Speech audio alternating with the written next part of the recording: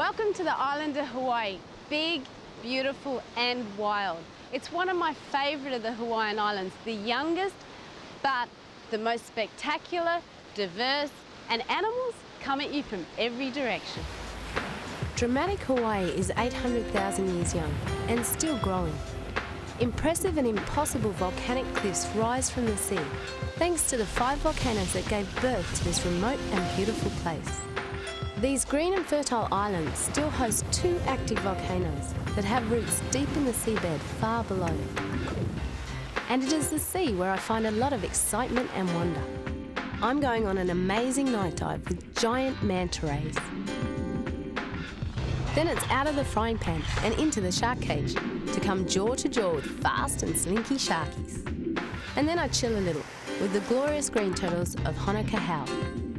But first, there's more to explore. This deep water, so close to the island, seems to call to an amazing array of ocean life. Humpback whales frolic in the gaze of the fire goddess and seem to be pleased to have returned to these faraway waters.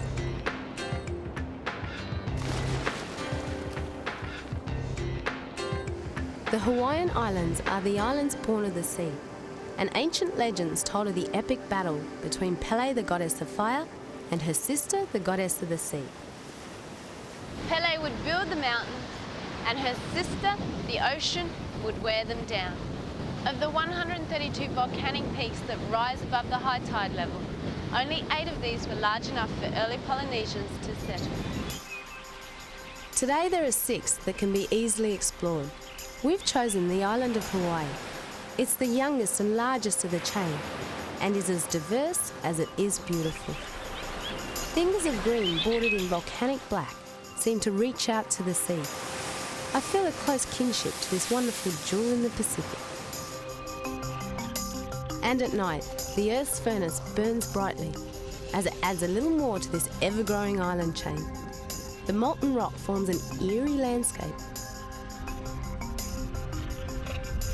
Here at the Hawaii Volcanoes National Park, we've come to gauge the extent of Pele's creation.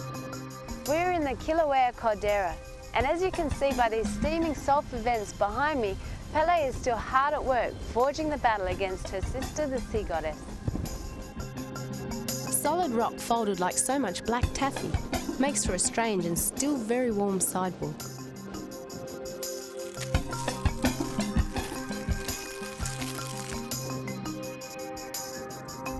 When lava flows down the mountain, it doesn't have any true path. And as the old lava cracks, new lava comes right through the middle. The truly amazing thing about Hawaii is this island of black rock is amazingly green and fertile.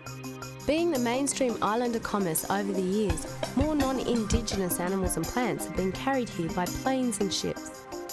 But I had bigger things to conquer. Mauna Kea. If you measure it from sea level, it is nearly 13,500 feet. However, if you measure it below the sea level line from where the mountain actually starts, it is taller than Mount Everest. That makes this little mountain behind me the tallest mountain in the world. And I'm used to being below the water.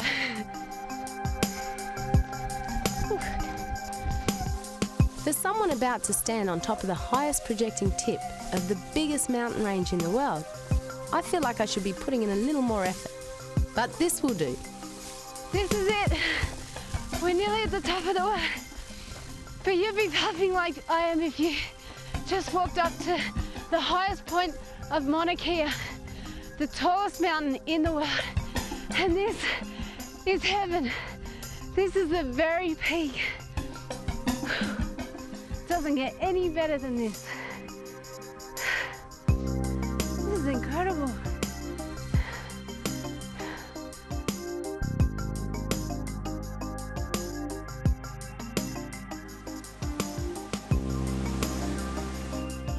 But I've been out of the water long enough.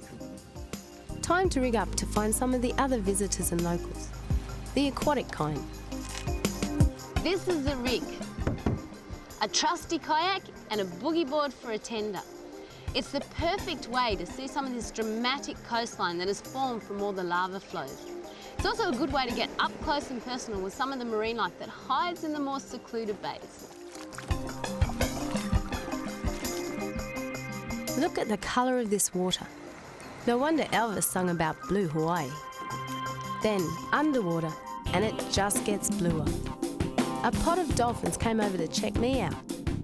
There are many species of dolphins swimming in the tepid waters of Hawaii, but the most common are these guys, the Hawaiian spinner. The locals know dolphins as porpoises, especially the fishermen, who use the word dolphin for dolphin fish.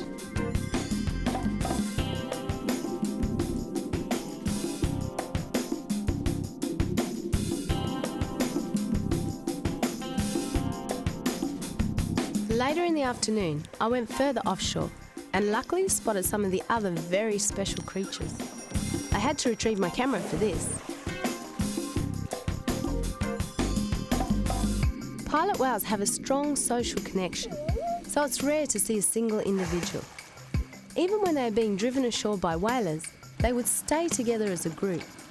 I was very pleased to be courted first by spinners, then later welcomed by these pilot whales.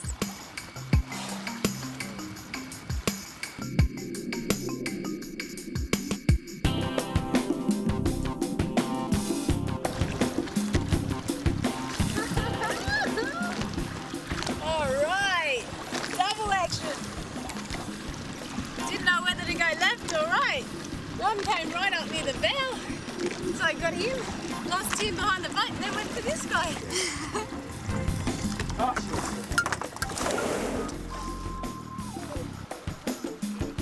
But this was great. The big bull on this side came right up to me, and then I took a photo of him, and then on the other side there was probably about 8 of them, some smaller ones right through the big ones.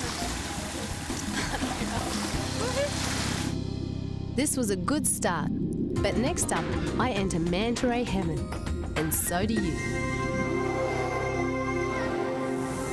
This may look like a typical blue, beautiful bay that Kona has, but in just a few hours, these waters will be going black, and we'll be diving into the famous manta ray night dive. Another Hawaiian sunset, and I can't wait for one of the 10 best dive experiences in the world. The high-powered lights are set up to attract plankton, which in turn attracts the manta rays.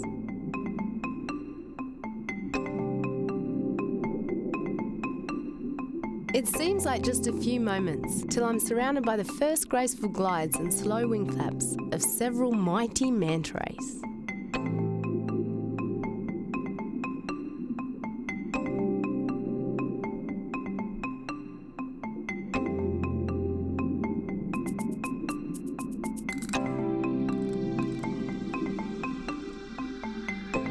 Mantas are up to 5 times larger than stingrays on average. I even managed to film a plankton's eye view of the last thing it will ever see.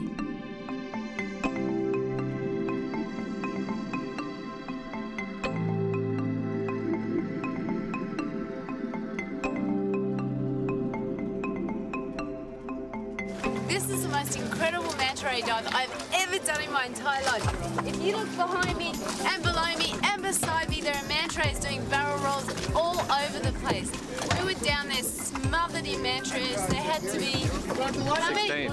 At least 16. At least, I reckon I counted about 15 at one time.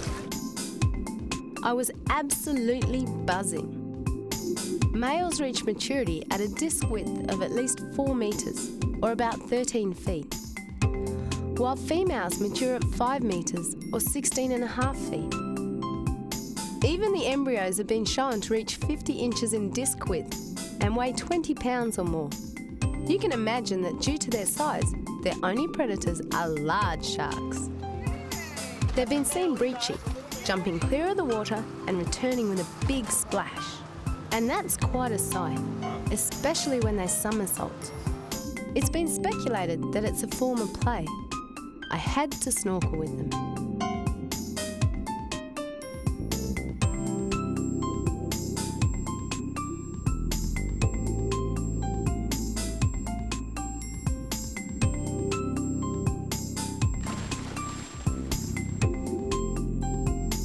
These gentle giants can get 9 metres or nearly 30 feet and weigh up to 1,350 kilos.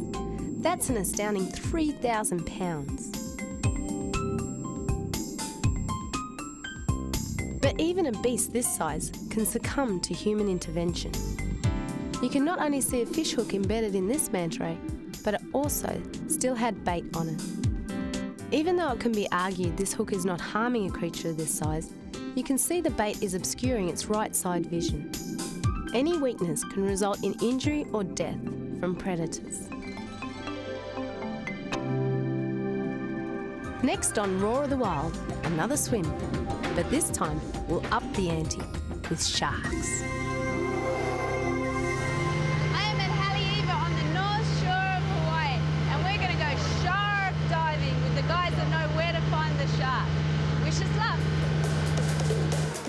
Of the 450 species of fish that occur in Hawaiian waters, 40 of them are species of sharks. They range in size from the tiny 8-inch pygmy shark to the magnificent wow shark topping 50 feet. But the most commonly encountered are the sandbar, reef white-tip, hammerhead and tiger sharks. Wonder what time it is? Shark time. These guys have their own lightweight and, I hope, strong aluminium shark cage. I admit I was feeling a little nervous. Or maybe it was the excitement of it all. The weather was perfect. The gear was ready. Now for the bait. Me. Come on down. We've been here all of 2 minutes and the sharks have arrived. What we're doing is we're throwing the first lot of bait in the water. The people from Oregon. Then we'll go in. Another one. They're the bait. And there's sharks everywhere. I allowed some others to go before me. I felt the sharks might be satisfied with just an Oregon appetizer. Then, as the sharks circled the cage, I felt envious and couldn't wait to get amongst these fellas myself. They were lured to the boat with big chunks of fish, which really turned them on. They seemed to be mainly Galapagos, some greys and some sandbar sharks.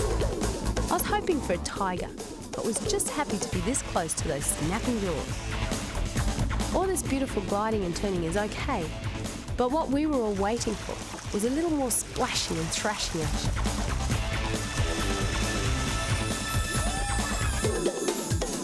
The numbers started rising as word went out on the shark network that there was food to be had.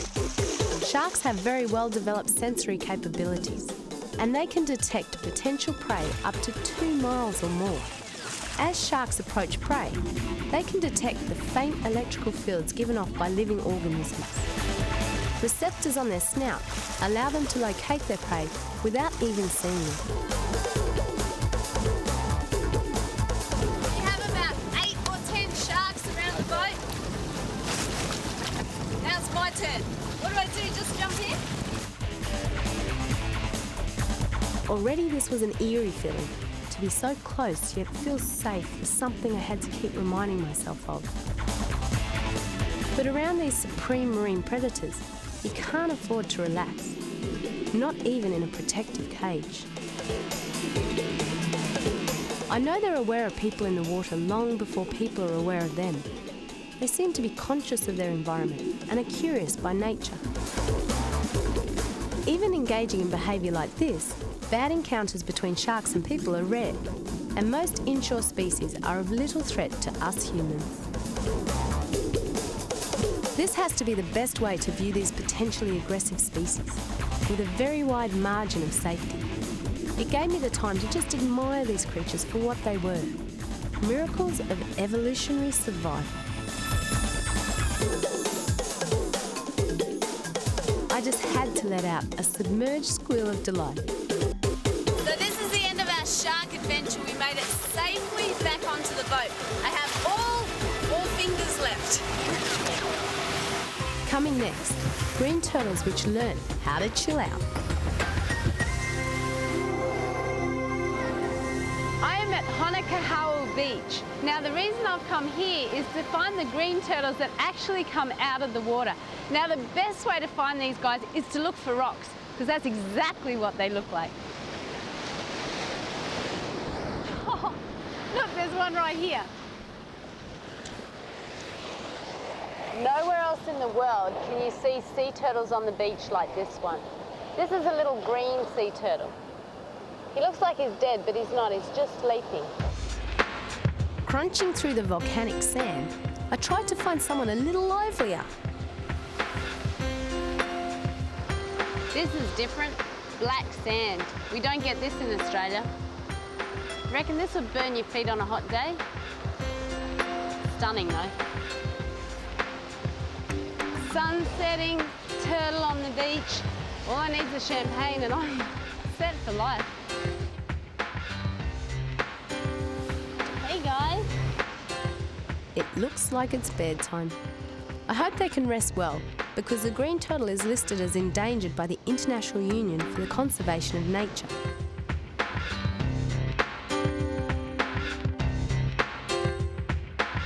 Once again, I feel privileged to watch this slow-moving Prince of the Sea making its way back home, where it once again becomes a graceful and effortless swimmer. These rock walls are actually a fish trap. It's a man-made one. They build the walls and they have openings so that fish can come in and out during the tide. But at low tide, they form perfect pools. Being caught in this fish trap doesn't seem to pose too much of a problem for the green turtle, because of its fondness for crawling ashore to bask in the sun. This is a rare behaviour among marine turtles and has been observed in only a few populations in the Pacific. The greens which do this are limited to here in the northwestern Hawaiian Islands. It's thought that they do this for thermoregulation. They just like to warm up in the sun and rest. Sound familiar? And like any good resort, where the pool is warm, you can grab a lazy snack while you wait for the tide to come back in. This young turtle is eating algae in the shallows. You can see how much he likes to do this because of all the algae that he has growing on his back. There's heaps of it. Maybe he's just saving some for later. Young or juvenile green turtles eat sponges, seaweed and jellyfish. But once they move to the benthic or bottom feeding grounds, they are almost exclusively herbivores and feed on seagrasses and algae.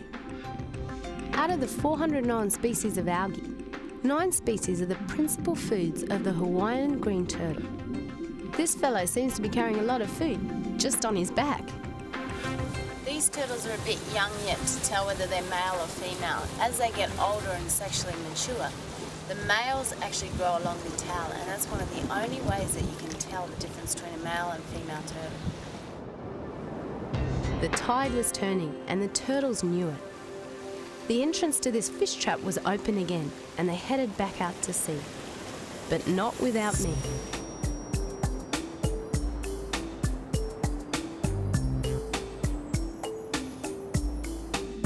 I followed one turtle to see what he was up to.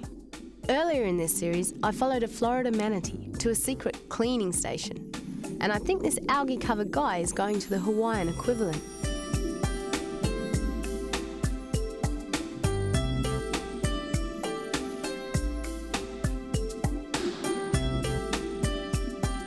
It's the unwritten law of the ocean. I'll sit still and be no threat, and you eat all the algae off my back you want. When you're fed, I'm good to go. Now that's a great clean and meal deal. Of course, I'll need a breath of air occasionally.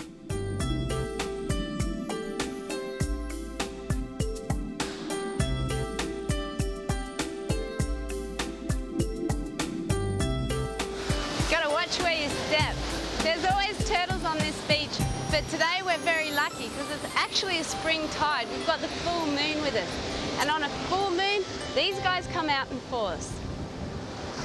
They'll come up with one high tide, and tomorrow when the tide's high, most of them will go back down.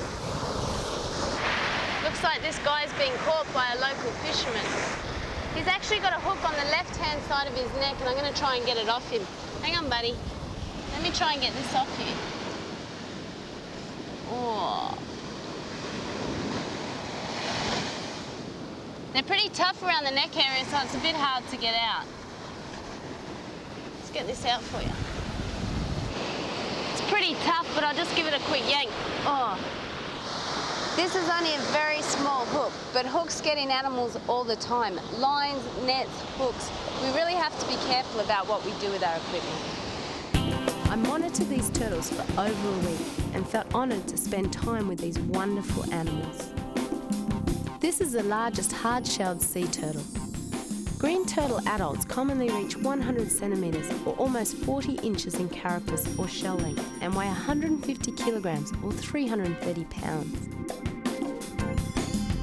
Hawaiian green turtles nest in the isolated French frigate shoals, but forage throughout the entire Hawaiian archipelago.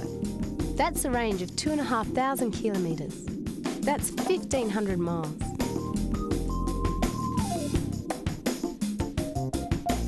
Tagging has shown that most Hawaiian green turtles seem to stay at specific foraging grounds, leaving only to reproduce. The green turtles here at Mauna Kea support this theory, as the same core group of animals have been here since 1989. And why not? The Hawaiian Islands are a haven in a very big ocean. Hawaii is the most isolated population centre on the face of the earth. It's a bright jewel box in the blue Pacific that sometimes glows with ever-building fury. But gentle whales find the stopover just fine. Giant mantarys glide around the deep waters, while sharks stay on patrol for the sick, weak and unwary. And my favourite green turtles have really learnt to hang loose in the true Hawaiian spirit. This is Lynn Sutherland saying aloha Hawaii, till I am once again greeted by your warm and rare beauty.